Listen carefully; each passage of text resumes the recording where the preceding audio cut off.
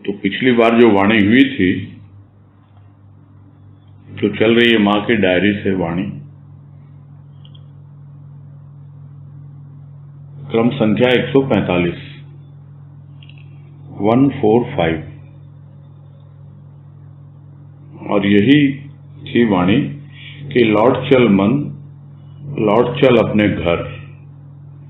जिस सुगंधी की खोज में तू भ्रमित है, वह सुगंधी तेरे घर से आ रही है।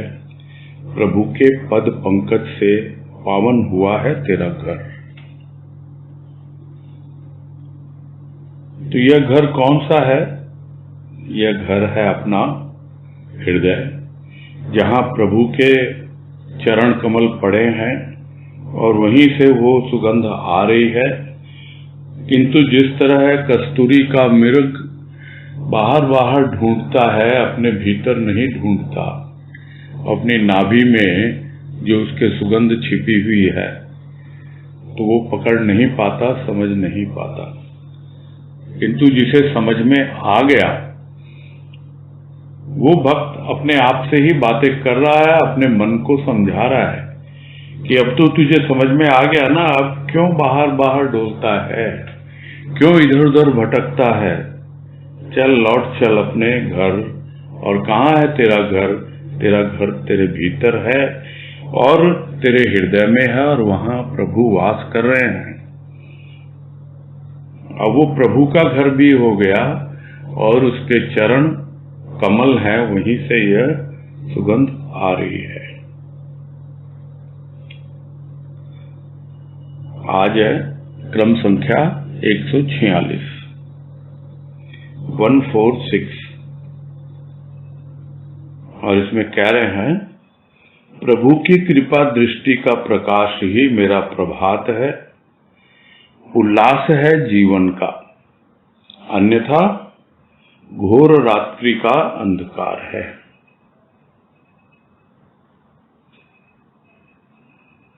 यानी जब जब भक्त के जीवन में थोड़ी सी भी प्रकाश की प्रतीति होती है, प्रकाश की अनुभूति होती है, तो उसको यही पता लगता है कि यह प्रकाश कहाँ से आ रहा है।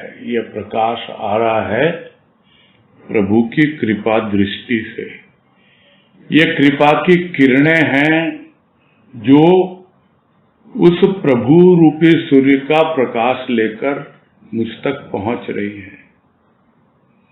जिस तरह सूर्य की किरणें चलती हैं और पूरे विश्व को प्रकाशित करती है, वैसे ही प्रभु की कृपा दृष्टि से कृपा किरणें चलती हैं उनकी दृष्टि से, और फिर पूरे अंतःकरण को, यानी हमारे भीतर के संसार को प्रकाशित कर देती है। और जब भीतर का संसार प्रकाशित हो जाता है तो बाहर का संसार भी अपने आप ही प्रकाशित हो जाता है। यानी भीतर बाहर दोनों ही स्थान पर अब प्रकाश ही प्रकाश है, और वो क्या है? प्रभु की कृपा दृष्टि का प्रकाश है। और लोग कहते हैं जब जागो तभी सवेरा।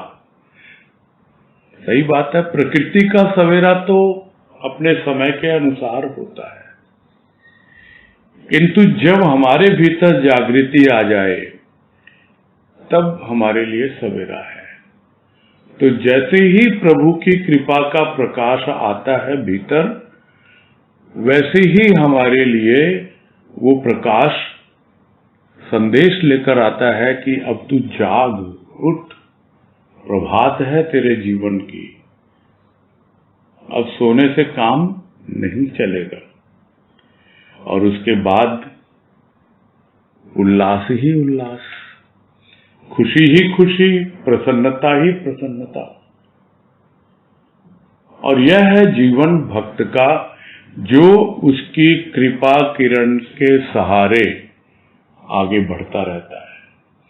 वो कृपा की किरणें ही उसका मार्ग प्रकाशित करती हैं और उसका मार्ग प्रशस्त करती हैं, आगे बढ़ाती हैं। तो एक और तो जब कभी सुस्ती आ जाए, आलस आ जाए, आंख लग जाए, तब वो कृपा किरण आती है प्रकाश लेकर और उठा देती है, जगा देती है, चल आगे बढ़। और फिर एक ऐसा उल्लास आ जाता है जीवन में, इतनी प्रसन्नता आ जाती है। और नहीं तो उसके बिना तो ऐसा लगता है बस अंधेरा ही अंधेरा। क्या है जीवन? पूरा जीवन अंधकार में है। तो जिस किसी को भी एक बार प्रभु की कृपा दृष्टि के प्रकाश का अनुभव हो जाता है, वो हमेशा हमेशा उसी के लिए लालायित रहता है। जब वो उसे कृपा का प्रकाश नहीं मिलता, तब वो परेशान रहता है, अंधकार में रहता है, चिंतित रहता है और प्रभु से पुकारता है कि कहाँ गया तेरा प्रकाश, कहाँ गई तुम्हारी कृपा किरण, जल्दी से भेजो, मुझ पर अपनी दृष्टि डालो। औरों पर डाली है तुमने कृपा दृष्टि, मुझ पर भी डालो। जो भजन हम लोग गाया करते हैं कि डालो प्रभु जी डालो, मुझ पर भी डालो, अपनी कृपा की दृष्टि मुझ पर भी डालो। और भक्तों को देखते हैं किस तरह वो आगे बढ़ते चले जा रहे हैं, उस कृपा के सहारे बढ़े जा रहे हैं बाबा के प्यारे। मुझ पर भी कृपा दृष्टि डालो, मैं भी आगे बढ़ना चाहता हूं। और नहीं तो लगता है अंधकार ही अंधकार, घोर रात्रि है, बिल्कुल भी समझ में नहीं आता, दम घुटता है। अंधकार में दम घुटने लगता है उसका जिसको एक बार उसके प्रकाश की अनुभूति हो जाती है। आगे है क्रमांक 147 147 और इसमें कह रहे हैं, तेरी आंखों से प्रकाश प्राप्त कर जागृति होती है प्राणों में, आकृति उतरती है हृदय में, गति आती है जीवन में।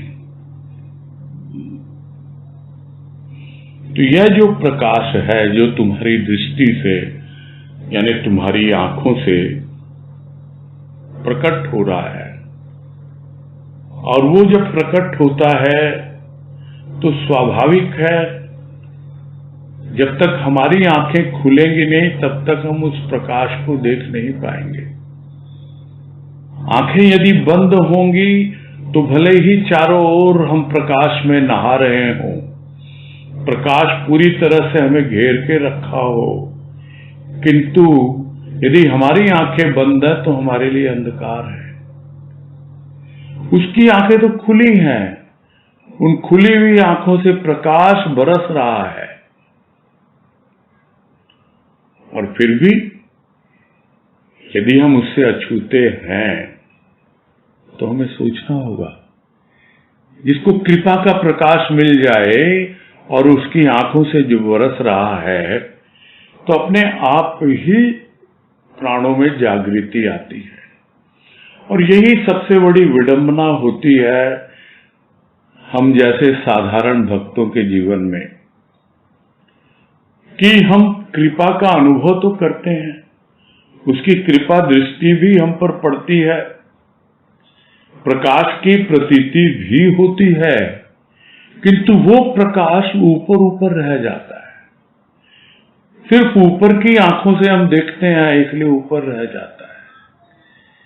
भीतर की आंखों से देखेंगे तो भीतर आएगा, और जब भीतर की आंखों से देखते हैं तब भी कहां पहुंचता है वो, वही देखना है। यहां तो भक्त कह रहा है कि मेरे तो प्राणों में जागृति आ गई, उस प्रकाश को पाकर मेरे प्राणों का प्रभात हो गया, और अब जीवन में एक ऐसा उल्लास आ गया कि बस तुम्हारी जो आकृति है, तुम्हारा जो आकार है, तुम्हारा जो रूप है, अपने आप ही हृदय में उतर जाता है। यानी वो आंखें, प्रकाश दे रही है, प्राणों में जागृति कर रही है और हृदय में उतर रही है। तब होती है जीवन में गति। यह जीवन की गति कोई बाहर की नहीं। बाहर की दौड़ तो समय पाकर उम्र हो जाती है, छोड़नी ही पड़ती है दौड़। कितनी ही दुनिया में दौड़ते रहो, चूहा दौड़ में लगे रहो, किंतु कब तक? शरीर शिथिल हो जाता है, अपने आप ही दौड़ बंद हो जाती है। किंतु यह भीतर की गति, भीतर की दौड़, ये कैसी है कि जल्दी से जल्दी मैं अपने लक्ष्य तक पहुंच जाऊं और अपना खुद मूल्यांकन करना सीखता है।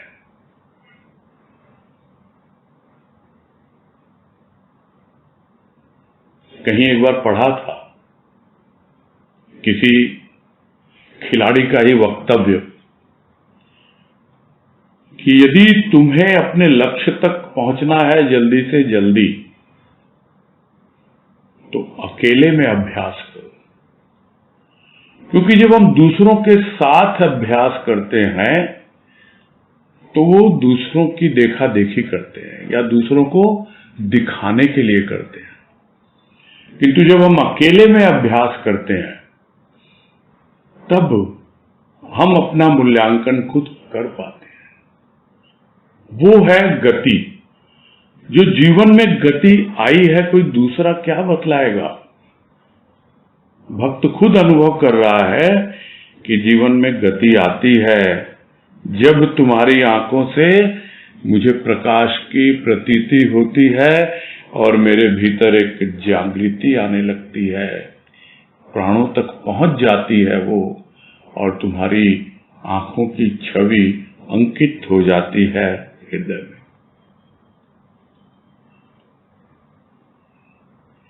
यह है पूरी तरह से सूक्ष्म की अनुभूति, पूरी तरह से निराकार की मुक्ति। यहां जो आकार है, आकृति है, वो कोई चेहरे की नहीं है। यहां आंखें क्या है? आंखें प्रकाश बनकर आई हैं, कृपा की किरण बन के आई है। वहां आंखों की आकृति क्या है? उसका रूप क्या है? उसका रूप है प्रकाश।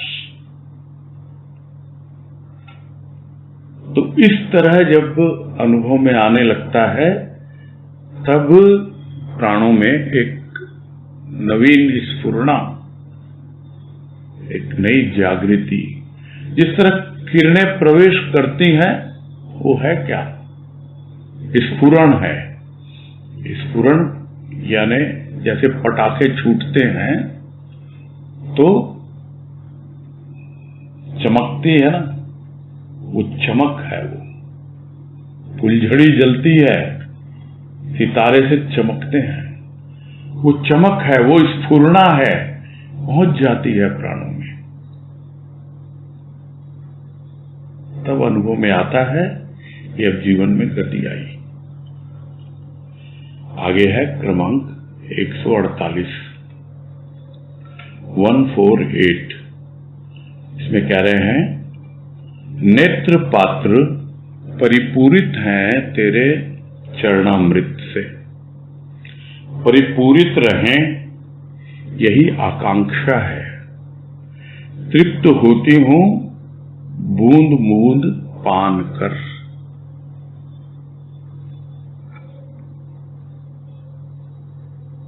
अब जो तुम्हारी आंखों से कृपा बरस रही है, तो पूरी तरह इन आंखों में समा गई है। और यह नेत्र का जो पात्र है, यानी आंखों की जो कटोरी है, वो कटोरी, वो पात्र पूरी तरह तुम्हारे चरणामृत से भरा हुआ है, परिपूरित। यानी लबालब, पूरी तरह सराबोर है एकदम। अब उसमें गुंजाइश नहीं है। या यूं कहें कि तुम्हारे चरणों से निकला हुआ अमृत मेरी आंखों में कुछ इस तरह से बस गया है कि बस थोड़ा सा और कृपा मुझे मिलती है तो वही आंखों से प्रकट होने लगता है, टपकने लगता है। तो आकांक्षा क्या है भक्त की? यही आकांक्षा है कि हमेशा इसी तरह ये आंखों का प्याला लबालब भरा रहे तुम्हारे चरणामृत से। मुझे कोई जल्दबाजी नहीं है, ये सोच रहा है भक्त, क्योंकि मैंने तो शुरू से यही सीखा है कि तृप्ति एक बूंद से करो और प्यास सागर की रहे। तुम्हारे चरणों से अमृत निकल रहा है, चरणामृत बनकर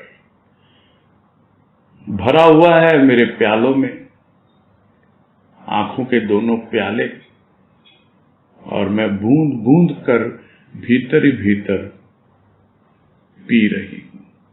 और उस एक एक बूंद से भी मुझे इतनी तृप्ति हो रही है जिसका कोई हिसाब नहीं, जिसका कोई जवाब नहीं। तो ये अवस्था होती है भक्त की जब उसकी आंखें पूरी तरह उसकी कृपा के वशीभूत हो जाती हैं। और इसी को कहा जाता है कि आंखों से आंखों का प्रभाव, सम्मोहन कुछ और नहीं होता, जिसको अंग्रेजी में हिप्नोटाइज कहते हैं, हिप्नोटिज्म, कुछ और नहीं होता, आंखों से आंखों का ही होता है। और उस बीच में अमृत बरसता है चरणों से, भर जाती है आंखें उस चरणामृत से, उस कृपा को पाकर। बूंद बूंद से ही तृप्त होता रहता है भक्त कि कहीं यह चरणामृत चुक न जाए, पूरा ना हो जाए। किंतु प्रभु तो इतना कृपालु है, इतना दयालु है, वो अपनी कृपा बरसाता रहता है। आगे है क्रमांक 149, 149, और इसमें कह रहे हैं, आज महापर्व है मेरे जीवन का, हृदय की कुटिया में मेरा प्रभु आया है। देखो मेरी आंखों की प्याली चरण पखार कर लाई है। बंधु, तुम भी अपने हाथों की नहीं, हृदय की अंजलि बढ़ाकर एक बूंद प्रसाद पान करके देखो, तृप्ति मिलेगी।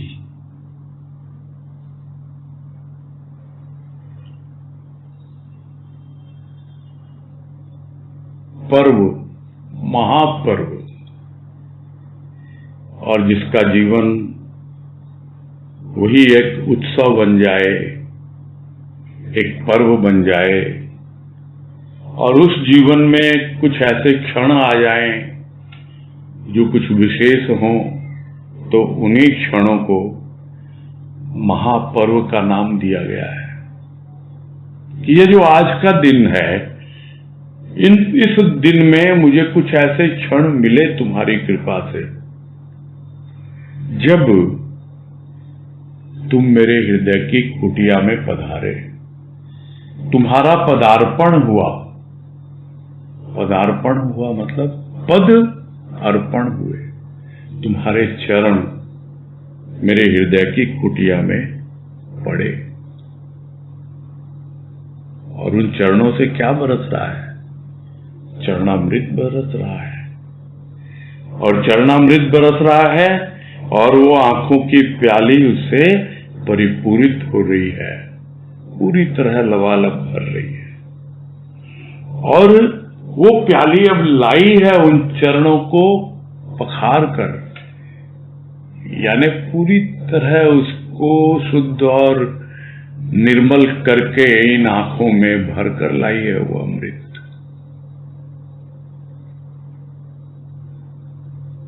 क्योंकि भक्त को अनुभव हो रहा है मेरे जीवन का ये एक महापर्व है, जब मेरा प्रभु मेरे हृदय की कुटिया में आया है और मेरे आंखों की प्याली उसके चरणामृत से भर गई है, चरण को पखार कर। तब वो अपने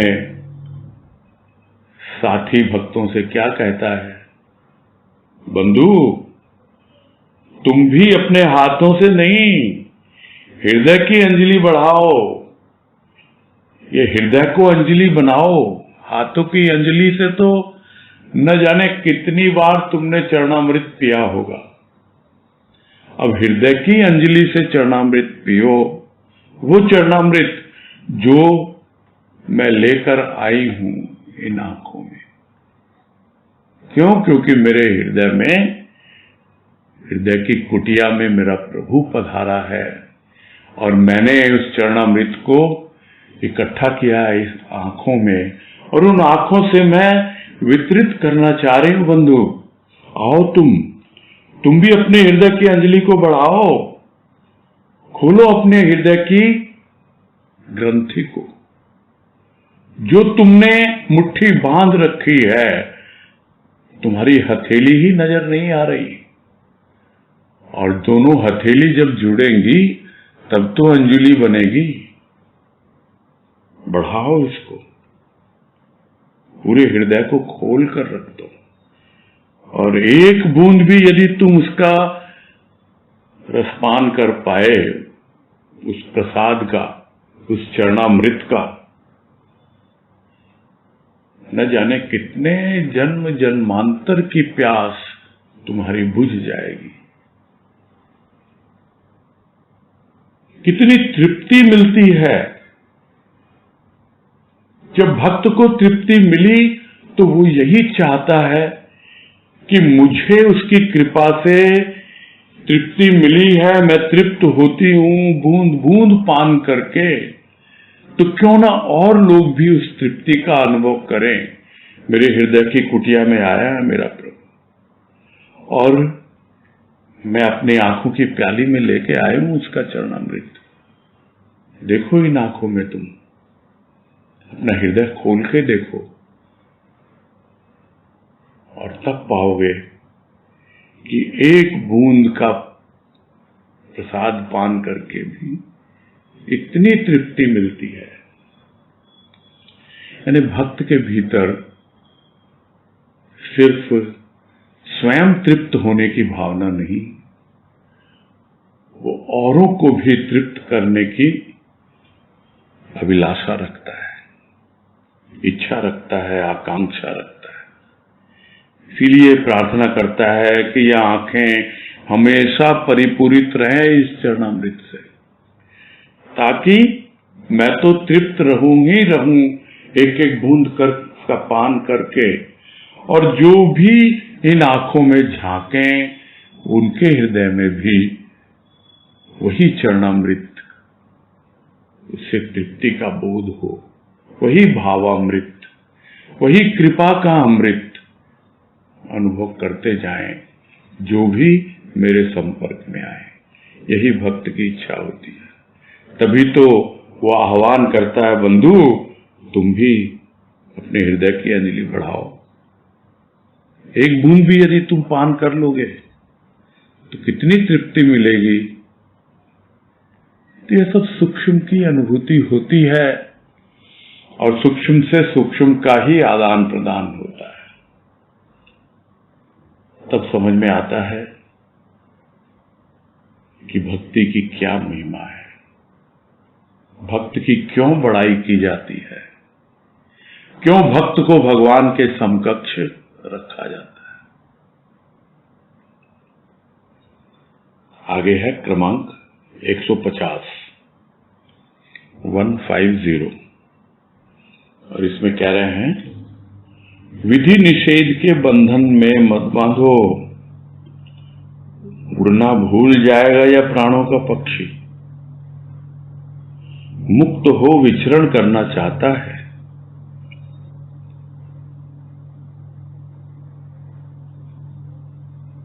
उड़ना चाहता है प्राणों का पक्षी, उन्मुक्त आकाश में उड़ना चाहता है, विचरण करना चाहता है। और तुमने क्या कर रखा है? विधि निषेध के पिंजरे में बंद कर रखा है। विधि निषेध, ये इस तरह के उपचार करो, इस तरह सुबह उठो, इतनी माला जपो, इतने मंत्रोच्चार करो, इतना जपो, ऐसा करो, ये करो। ये तो करो हो गया, ये तो विधि हो गई। फिर निषेध, ये कभी मत करना, ये कभी मत करना, ये करना पाप है, ये करना बहुत गलत है। इस तरीके से निषेध है, यानी विधि और निषेध इसी के पिंजरे में बंधा हुआ है यह प्राणों का पाखी। ये उसके लिए बंधन है। और जिस तरह है पिंजरे में पड़ा पड़ा पक्षी,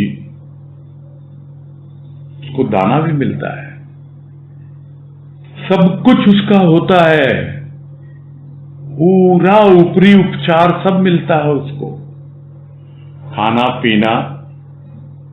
किंतु जिसलिए उसका जन्म हुआ पक्षी बनकर, उससे वो वंचित रह जाता है। किस लिए जन्म हुआ उसका? उड़ने के लिए। वैसे ही है प्राणों का पक्षी, उड़ने के लिए है।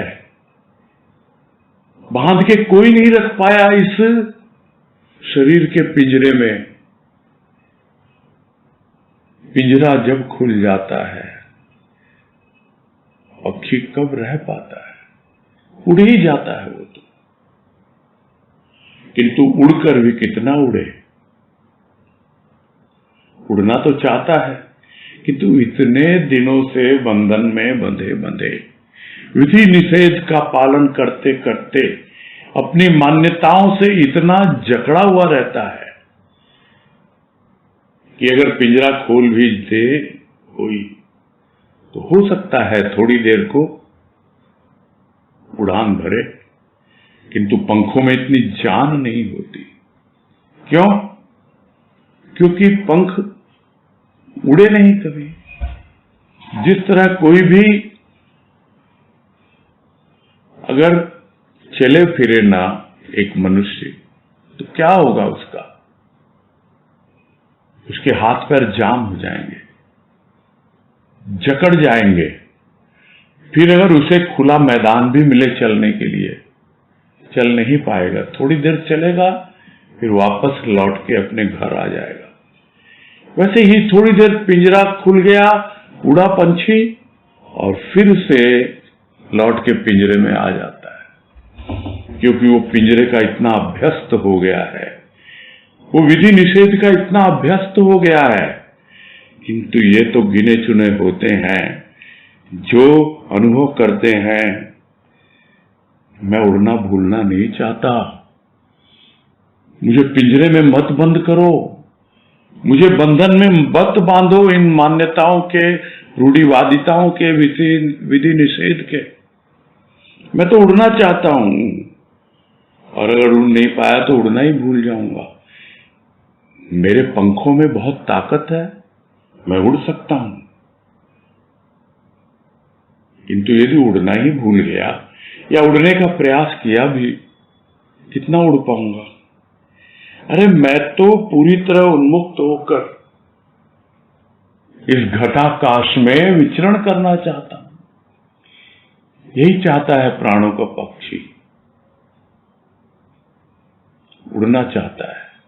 ठीक है, जब तक शरीर का पिंजरा है तो बहुत अलग है, किंतु यह उड़ान स्थूल की नहीं, यह तो सूक्ष्म की उड़ान है। उन्मुक्त आकाश में, सूक्ष्म में, क्योंकि जो घट में है, जो पिंड में है, वही ब्रह्मांड में है। यहां उड़ेगा मतलब पूरा पूरा सब तरफ उसकी उड़ान हो जाती है, उड़ना चाहता है, फिर कोई स्थान बाकी न रहे जहां पर पहुंचा न हो। यह चाहता है भक्त कि भाई मत बांधो। कौन बांध रहा है? दूसरा कोई बांध रहा है क्या? यह मन ही तो है बंधन का कारण, यह मन ही तो है मुक्ति का कारण। इस मन से ही तो कह रहा है भक्त, ये मन ही तो है जो विधि निषेध में बंधा हुआ है, मान्यताओं में, रूढ़िवादिताओं में, अपने अपने संस्कारों में उड़ना चाहता है और यही अनुभव कर रहा है भक्त। और अगर उड़ेगा नहीं तो फिर हो गया, मनुष्य का जन्म लेना ही निरर्थक। आगे है क्रमांक 151, 151।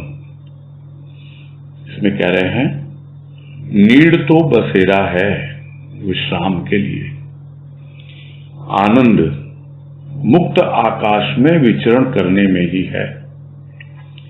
प्राण पक्षी विश्राम कर ले शरीर के नीड़ में, किंतु आनंद भाव लोक में विचरण करने पर ही प्राप्त होगा। और इस वाणी में और स्पष्ट कर दे रहे हैं जो पिछली वाणी में उन्होंने पुटअप की बातें रखी, जो बातें।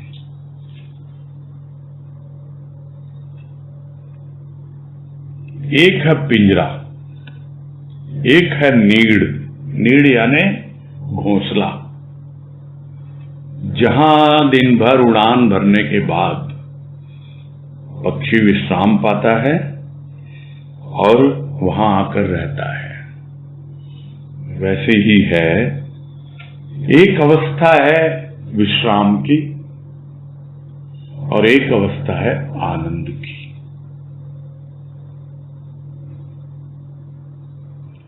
विश्राम मिलता है कब? तब मिलता है जब जिसे जो कार्य करना है, जो परिश्रम करना है, जो पुरुषार्थ करना है, वो कर ले।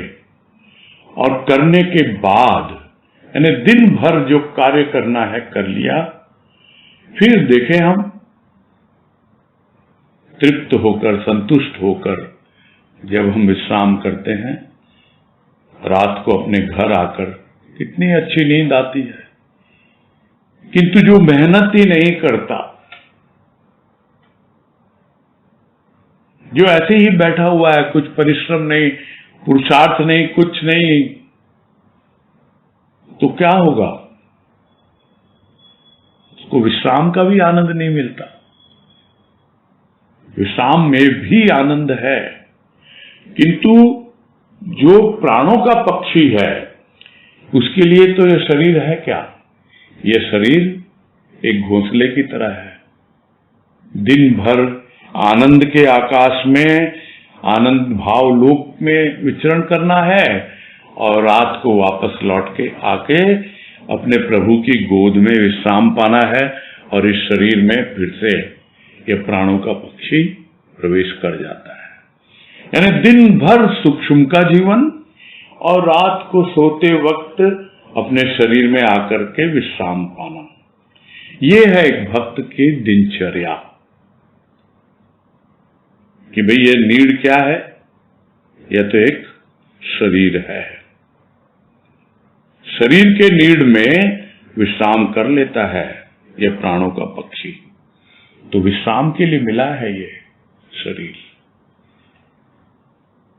किंतु विश्राम तो सब कुछ नहीं, रिलैक्स होना ही तो सब कुछ नहीं, आनंद भी तो पाना है।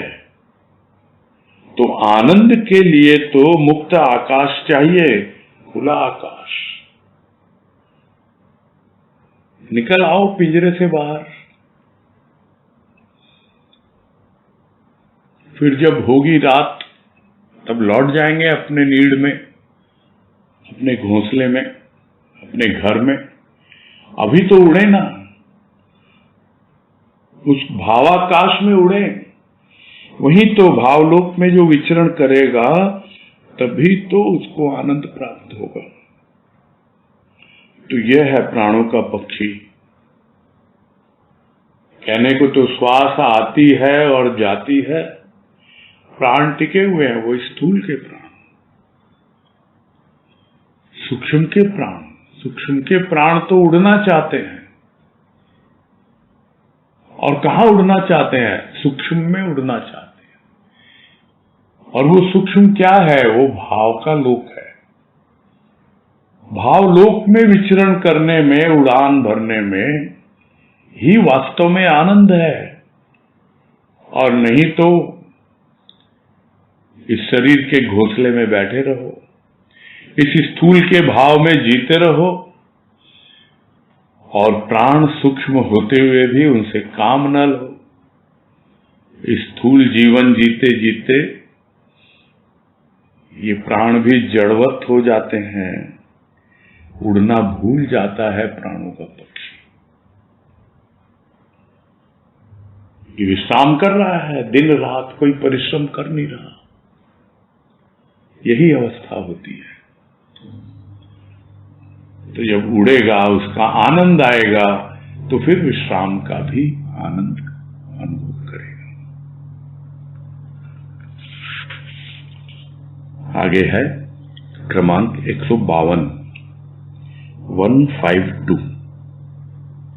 इसमें कह रहे हैं, मेरा हाथ न छोड़ प्रभु, पल भर के लिए भी मेरा साथ न छोड़। भटक जाऊंगी तेरे बिना इस दुस्तर पथ पर।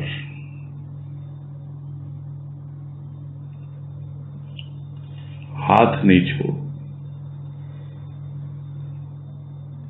साथ नहीं छोड़। तो वो क्या छोड़ता है?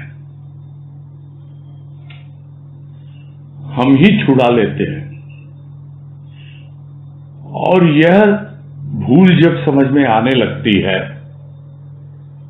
तभी भक्त कहता है कि भाई मैंने तुम्हारा हाथ पकड़ा था, मैंने तुम्हारे चरण पकड़े थे, मैंने तुम्हारा साथ लिया था, किंतु अब तुमसे प्रार्थना है, तुम मेरा हाथ पकड़ो, तुम इन चरणों को मेरे हाथों के पास लेकर आओ, मस्तक तक लेकर आओ। तुम मेरे साथ साथ चलो, हमेशा मेरे साथ रहो। थोड़ा बहुत भी लड़खड़ाऊं, थोड़ा बहुत भी लुढ़कूं, गिर जाऊं, उठा लेना मुझे, गिरने मत देना। यही तो है भक्ति। और भक्त यही जानता है, और इसीलिए प्रार्थना करता है कि मेरा हाथ न छोड़ प्रभु, पल भर के लिए भी साथ न छोड़। क्योंकि भक्ति करते करते अनुभव में आ गया कि तेरी भक्ति से मुझे क्या मिला, तेरे प्रेम ने मुझे क्या दिया। कभी गिरते गिरते उठा लिया, कभी बुझते बुझते जला दिया। ये भजन की पंक्ति याद आ गई। गिरते गिरते उठा लेता है, क्योंकि तू साथ है। भक्त के हमेशा साथ है भगवान। और बार बार भक्त फिर भी उसको इंश्योर करना चाहता है, पक्का करना चाहता है, कभी मेरा साथ भूल से भी मत छोड़ देना, तुम मेरा हाथ मत छोड़ देना। थोड़ा सा भी गिरूं, भटकूं, भटकने नहीं देना। और नहीं तो ये ऐसा मार्ग है जो बहुत ही कठिन है, बहुत ही दुर्गम है। दुस्तर यानी बहुत कठिन, बहुत दुर्गम है। इसका पार पाना कठिन है, यानी पूरे अपने गंतव्य तक पहुंचना कितना कठिन हो जाता है बिना उसके साथ के। उसका साथ है उसका हाथ है, फिर अब क्या बात है? कोई बात नहीं, अब तो भय नहीं, निर्भय होकर विचरण कर रहा है, क्योंकि उसका प्रभु उसके साथ है। लेकिन फिर भी कभी लगता है छूट गया हाथ, तो लगता है मैं नहीं पकड़ा होगा, नहीं तुम पकड़ लो। और यही प्रार्थना बनी रहती है, कभी मत छोड़ना प्रभु मेरा हाथ। कौन सा पथ है ये दुर्गम? कुछ पता ही नहीं ना, कहां जाना है, कैसे आगे बढ़ना है, कौन मार्गदर्शन करे, कौन आगे अंधेरे को प्रकाशित करे, कैसे क्या हो, कुछ भी पता नहीं। इसलिए हमेशा उसका साथ चाहिए, और वो रहता है। फिर भी भक्त बार बार उससे यही प्रार्थना करता है कि कभी छोड़ ना देना तुम मेरा साथ। आगे है क्रमांक 153। इसमें कह रहे हैं, दम घुटता है मेरा नीचे की दूषित वायु में, मेरे भगवान मुझे तू सदैव ऊपर ही भावलोक में ही रख।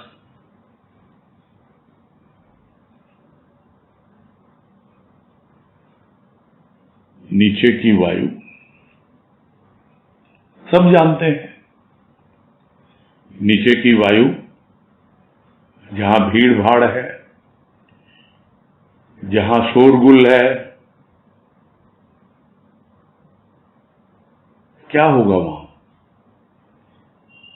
वहां तो प्रदूषण का क्या स्तर है सब जानते हैं। तरह तरह के स्थूल में रूप हम देखते हैं प्रदूषित जो करती हैं, चाहे गाड़ियां हैं, चाहे मिल कारखाने हैं, कितना प्रदूषण फैलाते हैं। ये सब नीचे के धरातल पर। वैसे ही नीचे के धरातल पर जब जीता है प्राणी, तो उसका दम घुटने लगता है। क्यों घुटता है दम? क्योंकि उसे अनुभव मिल गया उस ऊपर के धरातल पर भावलोक में विचरण करने का। प्राणों के पक्षी को अनुभव मिल गया उस उन्मुक्त आकाश में उड़ान भरने का। अब वो नहीं बार बार घोंसले में रहना चाहता, नीचे के धरातल पर नहीं रहना चाहता है। ठीक है, दिन में एक बार जब विश्राम करना होगा आएंगे, घर में आएंगे, दुनियादारी में थोड़ी सी देर के लिए, किंतु हमेशा नहीं रह पाते। क्या क्या बातें लोग कर रहे हैं, किस तरह की चर्चा, किस तरह की निंदा स्तुति, किसमें लगे हुए हैं सब। अरे भाई, जो कुछ भी जो कर रहा है वो उसका मैटर, तुम क्यों उसमें टांग अड़ाते हो, क्यों इंटरफेयर करते हो? इसीलिए तो दम घुटता है। समझ नहीं पाता प्राणी और नीचे के धरातल पर रहता है, दम घुटते हुए भी उसको इतना अभ्यास हो जाता है, दवाइयां लेता रहेगा दमे को ठीक करने के लिए। दमे की बीमारी है, दम घुटता है, ठीक से सांस नहीं ले पा रहा है। कितनी देर के लिए? दिन भर तो प्रदूषण में रहा और रात को सोते वक्त ले ली दवाई, तो क्या होगा? थोड़ी देर को आराम, फिर वही रात के बीच में उठेगा जो होता है दमे के रोगी को, दम घुटता है। किंतु जिसने अनुभव कर लिया, नहीं, मुझे तो इन सबसे ऊपर उठना है, मुझे तो ऐसा जीवन व्यतीत करना है जहां मुझे दमे की बीमारी लगे ही ना, मेरा दम घुटे ही ना। मैं तो हमेशा उस ऊपर के लोक में, भाव लोक में रहना चाहता हूं और रहता हूं। उसी में रख प्रभु तू मुझे, नहीं तो फिर नीचे आऊंगा, फिर दुनियादारी, फिर स्थूल के खेल। ठीक है, थोड़ा बहुत संभाल लिया, हो गया काम खत्म। उतनी सी देर के लिए दम नहीं घुटता है। संभल के रहेंगे, सावधानी पूर्वक रहेंगे तो अपने आप बचे रहेंगे।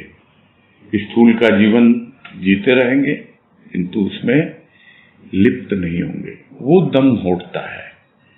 नीचे का धरातल यानी स्थूल का जो जीवन, उसमें जो वातावरण इतना प्रदूषित है और वायु इतनी दूषित वायु बहती है विचारों की, लोगों के विचार इतने प्रदूषित, और इसीलिए जो भी उसके जद में आता है, जद में मतलब उसकी एरिया में आ जाता है, वहां उस प्रदूषण का प्रभाव पड़ता ही पड़ता है।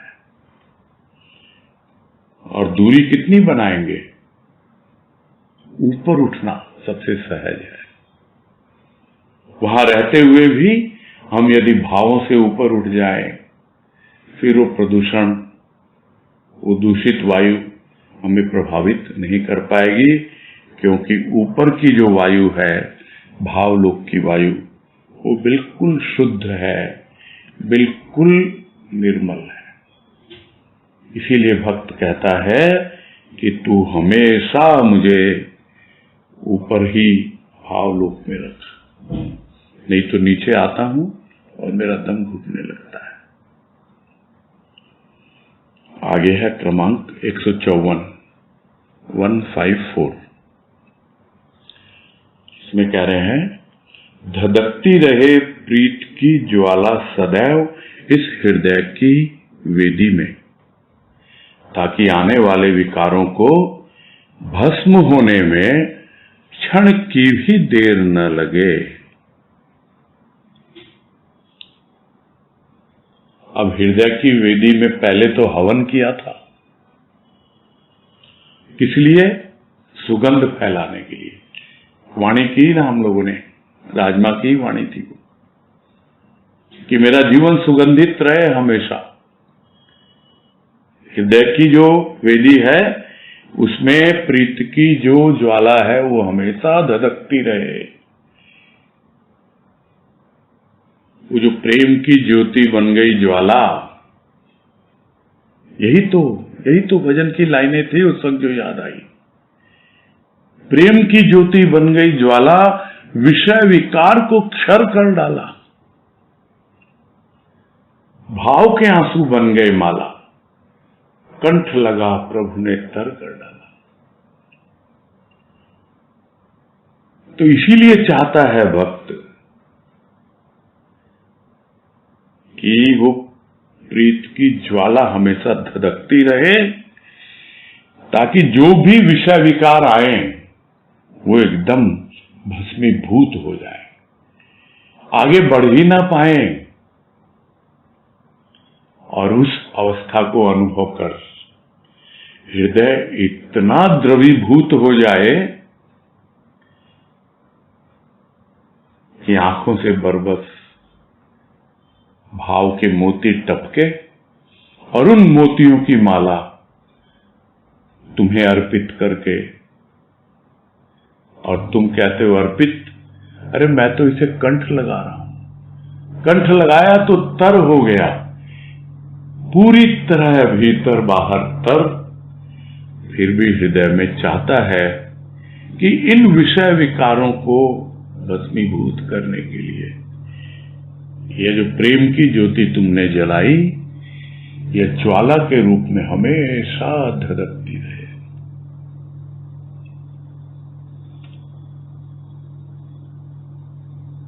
अनेकों अनेक रूप होते हैं। यह जो एक अग्नि तत्व जिसकी बात हम पहले भी कर चुके हैं, यह इतना महत्वपूर्ण तत्व है अग्नि तत्व। तब पता लगता है कि हां, किस तरह है यह ज्वाला धधक रही है। जो भी नीचे के भाव हैं, स्थूल के भाव हैं, वो भस्मीभूत हो रहे हैं, किंतु उनमें से भी एक अलग ही सौरभ निकल रही है, ऊपर उठ रही है, और पूरे आकाश में, घटाकाश में व्याप्त हो रही है। सब तरह के विकार, विचार, सबका रूपांतरण कर देती है ये अग्नि। एक बार प्रेम की आग लग जाए भीतर तो सबको अपना ही रूप दे देती है आग। सब उसमें आग का ही रूप धारण कर लेते हैं। फिर कोई भेद नहीं रहता कौन सा विचार है, कौन सा विकार है। और सब ऊपर जब उठते हैं तो सब भाव बन के ही ऊपर उठते हैं आकाश में। तो विकार भस्म होंगे, एक क्षण भी देर नहीं लगेगी इनको भस्मीभूत होने में। और तब समझ में आता है भक्त को कि कितनी बड़ी तुम्हारी कृपा है।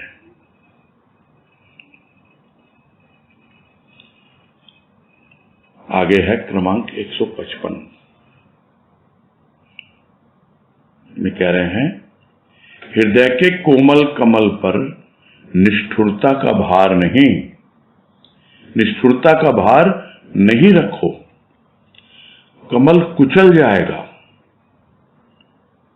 भाव रखो प्रभु के कोमल प्यार का, हृदय रूपी कमल और विकसित होगा।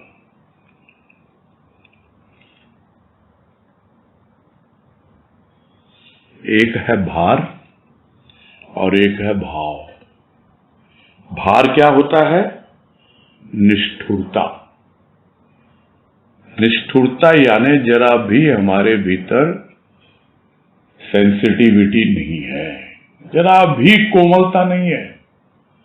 हम इतने निष्ठुर हैं कि हमारे हृदय द्रवीभूत ही नहीं होता, पिघलता ही नहीं, कोमलता ही नहीं आती है। तो ये हृदय बड़ा कोमल है, कोमल कमल के समान, जैसे कमल की पंखुड़ियां इतनी कोमल होती हैं। और उस पर जब भार आ जाता है कि निष्ठुर विचार आते हैं, कठोर विचार भार बन जाते हैं। ये मत रखो कि जो हृदय जो है, कमल जो है वो दलित हो जाएगा, दलित कुचल जाएगा पूरी तरह। जिस कहते हैं ना दल मर्दन, दबा दिया जाता है, जिसको कुचल दिया जाता है। ये अवस्था होती है जब ऐसे कठोर विचारों में जीता रहता है प्राणी और उसका हृदय है तो कोमल, किंतु वो कुचल दिया गया, दबा दिया गया। वो कमल की पंखुड़ियां जो इतनी कोमल थीं, वो आगे बढ़ ही नहीं पाई, उनकी कोमलता नष्ट हो गई। तो क्या चाहिए उसके लिए? उसके लिए भाव रखो प्रभु के, कोमल प्यार के भाव रखो, बड़े कोमल हैं वो।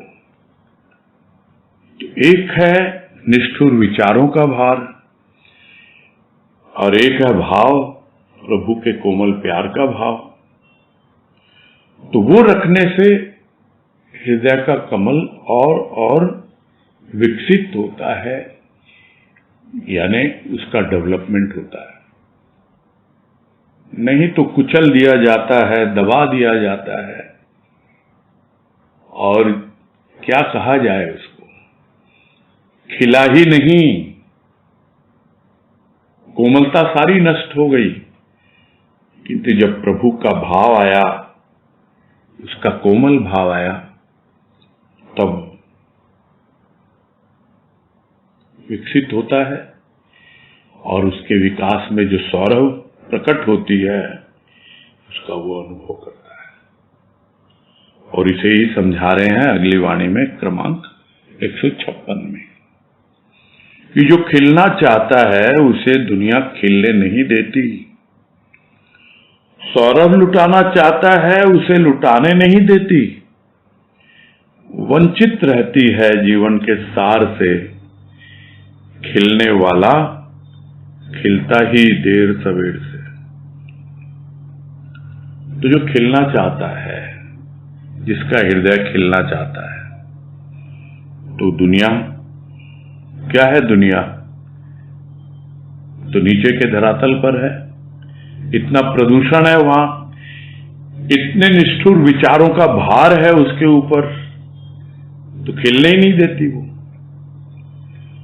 और वो सौरभ भी लुटाना चाहता है, जो खिलेगा तभी तो सौरभ लुटाएगा, किंतु दुनिया न तो उसे खिलने देना चाहती है और न ही सौरभ लुटाना देना चाहती है।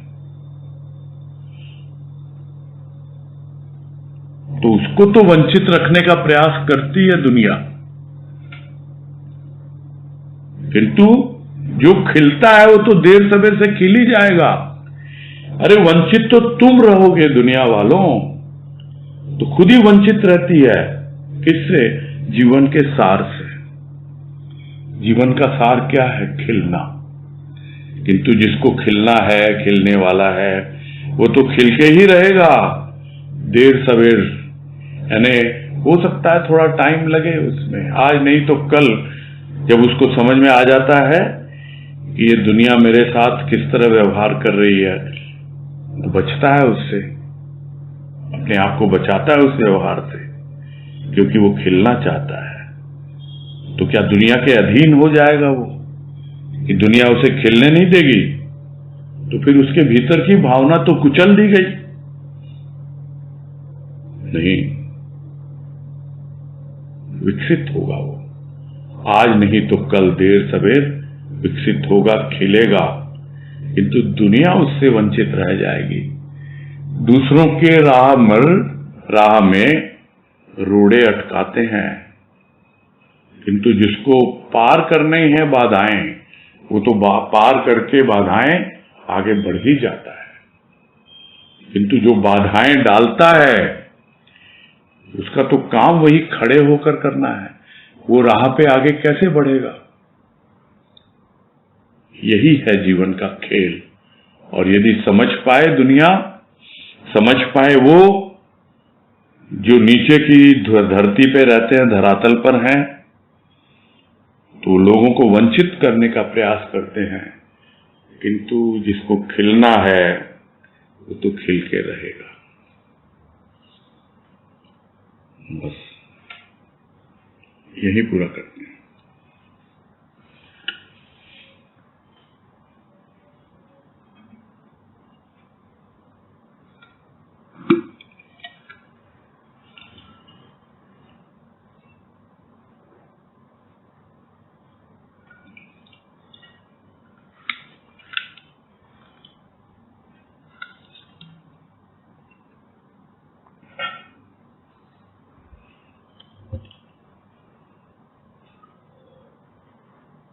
तनुश्री शर्मा, बोलो।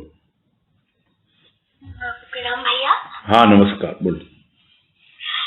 ये जो बात है कि भक्त पूरे दिन सूक्ष्म में विचरण करता है और फिर रात को जब वो सोता है तब वो अपनी नीड में वापस शरीर की नीड में प्रवेश करता है।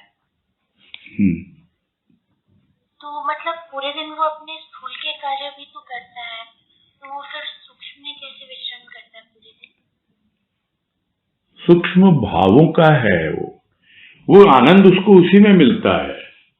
जो कार्य करता भी है तो प्रभु का दिया हुआ कार्य है, प्रभु से जुड़ा रहता है, उसी के भाव में मगन रहता है। अच्छा। कार्य शरीर करते रहता है। अच्छा। और एक ये थोड़ा और स्पष्ट समझना था कि मतलब भावों में विचरण करने से क्या तात्पर्य? मतलब उड़ान, जैसे पक्षी की उड़ान भरने का भी एग्जाम्पल आया, तो मतलब उससे एग्जैक्टली भाव की उड़ान से क्या तात्पर्य? उड़ान कैसे है भाव में? वो भाव के तो लेवल बढ़ते ही जाते हैं ना। एक एक पक्षी का अपना वो है, क्या कहें, पंखों की क्षमता है। वैसे ही है। एक जगह कहा गुरुदेव ने कि उड़ो तो मोर की तरह, क्योंकि तुम्हारा बॉडी वेट बहुत ज्यादा है और मोर के पंख भी वैसे नहीं है, तो ज्यादा उड़ नहीं पाता ऊंचाई तक। तो तुम अपने आप को देखो कितना उड़ पाओगे। उन्मुक्त आकाश में विचरण करना, इतनी ऊंचाई तक तो गिने चुने पक्षी ही उड़ पाते हैं ना। बाकी है भावाकाश है, ये पूरा भावलोक का आकाश है। वहां जितना आप उड़ोगे तो कम से कम इस प्रदूषण से बचोगे और खुली हवा में सांस लोगे और एक अलग ही आनंद की अनुभूति पाओगे। यही है इन सब बातों का सार। नहीं भैया, भाव में उड़ना एक एग्जाम्पल से। उड़ना क्या होता है? उड़ने का मतलब ये नहीं है कि एकदम जिसको बोलते हैं अरे ये तो हवा में उड़ रहा है, वैसा नहीं है। यानी आप धरातल से ऊपर उठिए। बहुत तरह के उदाहरण आज आए हैं। पिंजरे में बंधा हुआ है पंछी, बाहर निकलना ही नहीं चाहता है, तो उड़ेगा ना धीरे धीरे, नहीं तो उड़ना ही भूल जाएगा। अरे भाव दिया है देने वाले ने, उठो ना, प्रयास तो करो। यहाँ यही मतलब है उड़ने से मतलब कि अपना धरातल तो ऊपर उठाओ। अच्छा, मतलब दुनियादारी से। जी जी हाँ। हाँ भैया। ठीक है। हाँ, हरिओम। हरिओम हरिओम। ठीक है, समय भी हो गया, पूरा करते हैं। Recording stop. हरिओम भैया जी। हाँ हरिओम हरिओम। सबको हरिओम।